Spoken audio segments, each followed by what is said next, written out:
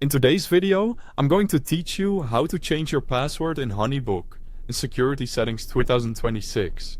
Keeping your account secure is essential, and this walkthrough will make the process quick and stress-free. First, open your favorite web browser and go to honeybook.com. This works on both desktop and mobile, but the layout I'm showing is easiest to follow on a computer. Next, sign into your HoneyBook account. Click Login, enter your credentials, and complete any prompts you see, such as a verification code or a security check. If you use two-factor authentication, have your device ready so you can approve the sign-in. After you're logged in, you'll land on your dashboard. This is the home base for your projects and tools. Focus your attention on the left side of the screen. That vertical panel is your main navigation, and it's where you'll access all key areas of HoneyBook. In that left sidebar, look for the option labeled Settings. It can be near the bottom, depending on your screen size. When you see it, click Settings to open your account controls.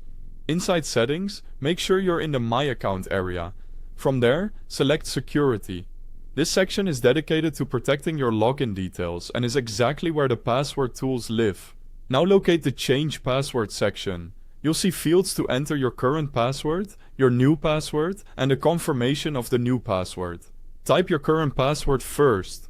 Then, enter a new password that's strong and unique.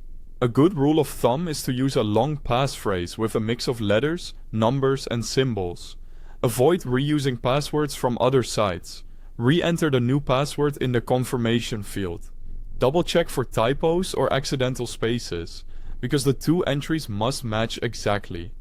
If HoneyBook shows any requirements, make sure your new password meets them. When everything looks correct, click Change Password to save your update. Give it a moment to process and watch for a success message. If you see an error, it usually means the current password wasn't correct or the new passwords didn't match. Simply correct the fields and try again. That's it. Your HoneyBook password is now updated.